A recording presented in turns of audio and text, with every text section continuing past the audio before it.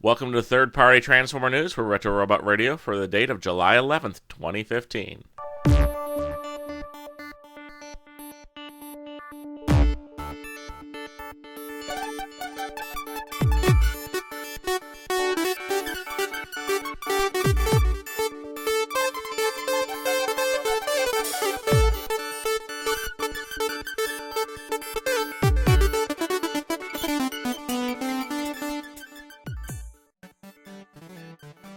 Alright, this week Badcube showed off a prototype image of their upcoming Sun Surge figure, who's their masterpiece Sunstreaker. Yeah, this is a different one than the Omnigonic Sunstreaker. And people complained that some people like the upper body of one, lower body of the other. Take your pick which one you want. I'm curious if either of them are going to come out with any repaints of Sunstreaker in either the Diaclone color red or the police car version. Or will we see Shattered Glass Sunstreaker, or maybe a Alternator's Dead End design? You know, these things are possible, guys. You don't just have to go with the main characters from the show. And here you can see him in alternate mode, where he does match up pretty well with Lambor and Tiger Track as the super version of that Countach vehicle. Cloud9 announced their Quake Blast figure, who is heavily based on the Fanstoys Quake Wave figure. It will have heavy remolding on the surface detail and possibly some different electronics on the inside. Personally, I'm hoping for a sound figure. If this figure was to actually make the original toy sound when you pull the trigger, I might be interested. And you can see him in alternate mode. It's probably the easiest way to tell them apart is the shape of the little targeting scope is very different. So that's the most obvious difference between the two. Eness Toys announced that it will be releasing a set of labels for the Masterpiece Exhaust figure, which have your little Marlboro stickers on them if you want to do that with your figure. Repro Labels already announced that they are absolutely not doing Marlboro labels, so this will be the only chance I think you'll have to actually get them. Fanstoys showed off the prototype images of their Forager, the Masterpiece Kickback figure. And as you can see here, he's very toy accurate, has that clear chest. Looks like the... yeah, he has some little arms there. Okay, yeah, the little arms are on the back of the robot mode for the Grasshopper, instead of the arms coming together and being formed from the Grasshopper arms. That's kind of neat. You can see there, looks like the arms from the robot mode fold inside to the body, and then those little ones from the back come out and become the Grasshopper mode front arms. Iron Factory showed off this unpainted test shot of their Evil Lord figure, who's their Legends Overlord. You can see here he does what to come with a gun. I also heard he'll be coming with a sword, which he used in the IDW comics. In case you are interested, yes, this is very, very inspired by the IDW version of Overlord. He's not a Power Master, and he has the surface detailing of Cybertronian vehicles.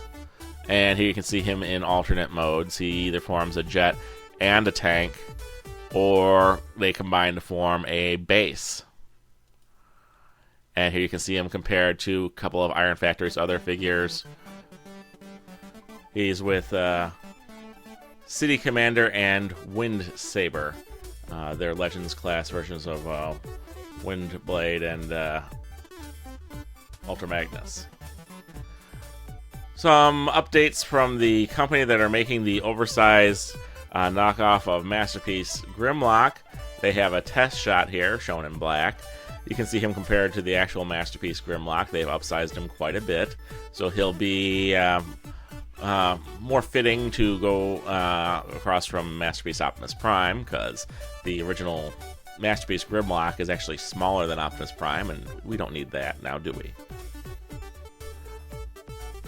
Maketoys showed off this nearly finished version of their Masterpiece Hound figure. at a toy show recently. So for those who are waiting for a Masterpiece Hound, this will be coming out. But there's also a reason you might want to wait, and we'll talk about that later. Also, Maketoys showed off their version of Groove, who's a member of their Not Protectabot combiner line, forms a leg. And here he is in robot mode. You know what? Honestly, I don't think anyone's ever done a version of Groove that I like, and I think it's because I don't like him being a motorcycle. So, I just wish someone would try something new. Megasteel showed off this image of the just about complete version of their Tronus figure, who is a Voyager-sized Stormbringer Megatron. As you can see here, he looks pretty good with the classic Voyager Optimus Prime mold as his opponent. Mastermind Creations showed off some artwork of their upcoming Great Shot homage. This is a remold and recolor of their Terminus Hexatron figure. And here you can see him in his various alt modes. Perfect Effect showed off some images of their upcoming add-on for the Combiner Wars Superion figure. This one is going to be done with white parts that more accurately reflect the original Generation 1 Superion. The black ones that came out already, I think, are more well-suited for a Defensor, which is where I'll be using it. You can see this is the PC-05 Perfect Combiner, and it has the white weapons in it.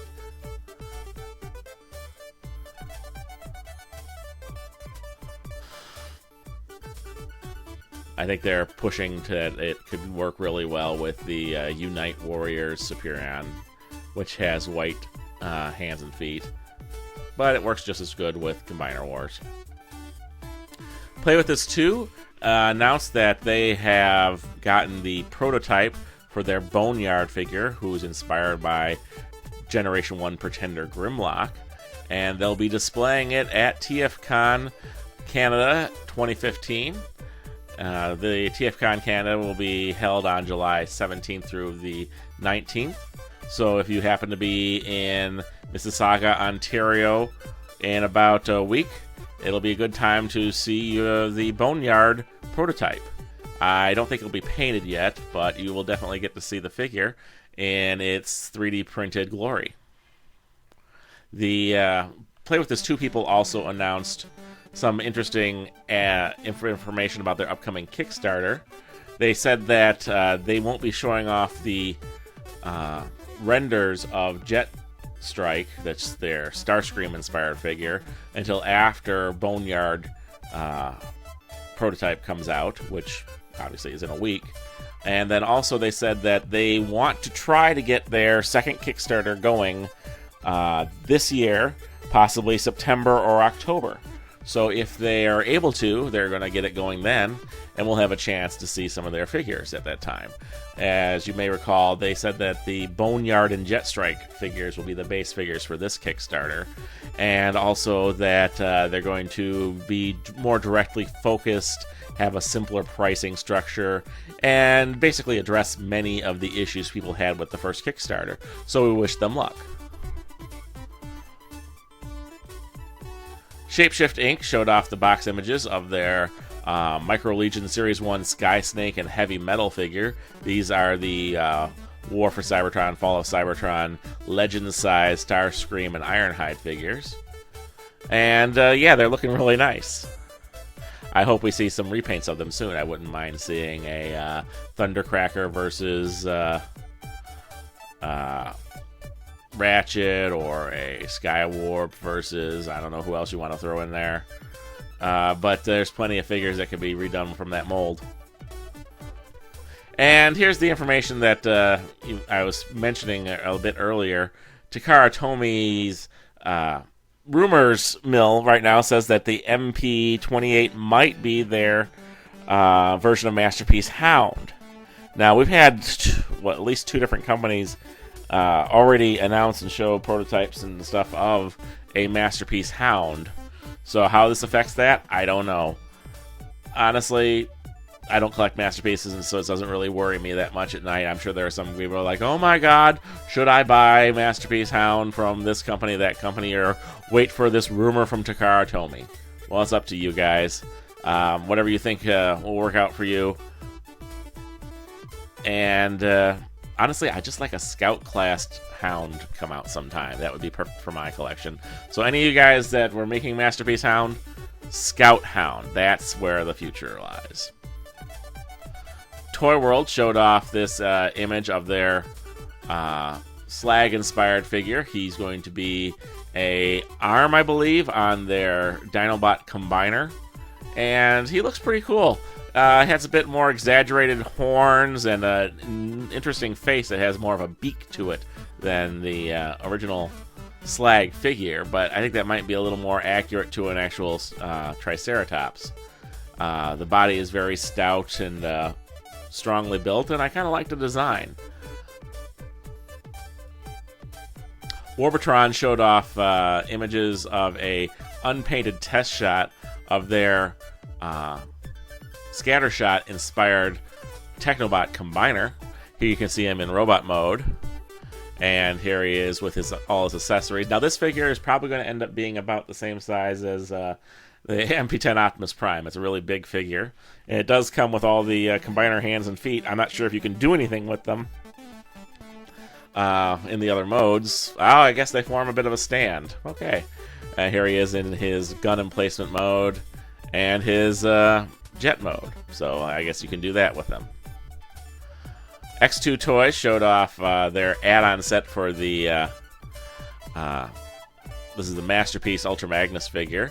It includes little add-ons for the shoulders that give it a wider range of motion, and a add-on for the rifle that makes it a little bigger and more impressive looking. You see here, you can actually make the matrix in his chest pose with the new shoulder attachments. And here's what the gun looks like when you add the bits to it to make it a little more impressive. Yeah, the other gun was just a bit unimpressive. So he's looking pretty good here. And all the new parts do store in the alternate mode, so there's no problem with that. X2 Toys also showed off their add-on set for the Combiner Wars Devastator figure. It has a lot of the same stuff as one of the first Perfect Effect set for Devastator, except for the prowl head. It does have the shoulder bits, it has the arms, it has add-ons for the waist. I'm not sure what those parts are on the knees. And then also the replacement cab for poor Mixmaster, who was severely undermade by Hasbro. I feel sorry for you, buddy. Okay, so yeah, it's pretty good. And of course, it's very articulated. So if you want a nice, more posable Devastator, this might be the set for you. We're still waiting to see what the price is for either these guys or the Perfect Effect set. Oh wait, I just checked. It's $59.99 for the Perfect Effect set. So we'll have to find out what the price is on this set from X2 Toys. We had some feedback on our last episode. The Old Cut 78 writes that Iron Factory is doing great. Still would love a combiner out of the small scale. Bigger combiners are great, but running out of room. Yes, I agree. In fact, if Iron Factory would like to do a combiner of War Within Devastator, I think that would be a great fit for their line. And also that all those War Within Dinobots they're doing, I think I'd like to see something where they combine in vehicle form to form, like, say, a mega tank or a train or something like that. Anyway, it wouldn't be hard to do. Just put them end to end. Alright, Eric Hawk writes, I want that Fans Project 6 Night redeco of Madlaw quite badly since actually getting to see Master Force. Is there any news on it? By the way, that robot in the picture looks familiar. Where is it from? Well, the Fans Project 6 Night redeco called Night is probably going to be at TFCon if everything turns out from what I can tell. Also, the robot in the picture from my last episode was the robot from the movie Millennium. I think if you check the show notes, you'll find information about it there. Dinobot Maximize wrote, wow, I have to admit that Perfect Effect upgrade looks great, though I am like you and would like to see a Voyager Prowl and all. Though with this, how many upgrades for Combiner Wars Devastator are there now? I also really like the upgrade for Leader Ultra Magnus. Keep up the great work, Matthew. Okay, well right now we have seen updates for Combiner Wars Devastator coming from Dr. Wu, Perfect Effect, X2 Toys, and DNA Designs. And since there's so much to be upgraded, I don't see it stopping anytime soon. Yeah, we'll have more about we had more about those updates from the X2 Toys one this week. Last week was about the Perfect Effect updates, and I'm sure Dr. Wu and DNA will give us more information soon. Jewish Man, right? I thought the Warbotron Shockwave self-assembly was neat until I tried to get it together and thigh part broke because I didn't have the right tool for the job. You think a screwdriver would work, but you really need a custom press pliers or to shave it down. I'd prefer to buy a completed version of the Warbotron Grimlock. Also, Fans Project Glacial Bots were awesome. I would love to get G1 style updates. I've never wanted a balance in all my G1 subseries, i.e. the Combiner's Perfection. I know the stories are enriched by the offsets, but I didn't care about that much as a kid. So, yeah. I like those Fans Project Glacial Bots too.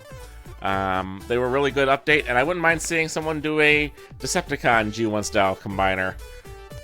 Maybe Viacon looking guys or something. Or, say, a set of Seekers that all become the limbs for Megatron. That'd be cool. That's my personal opinion. Oh, Jewish Man also writes, I'm sad to see that the MP line holding more true to robot scale in the 80s cartoon alt mode scale should be the true scale. Oh well. Honestly, if they went with alt mode scale, they'd have to throw everything out for that, because Prowl shouldn't be any bigger than Bumblebee. Hopper should be the same size as Optimus Prime.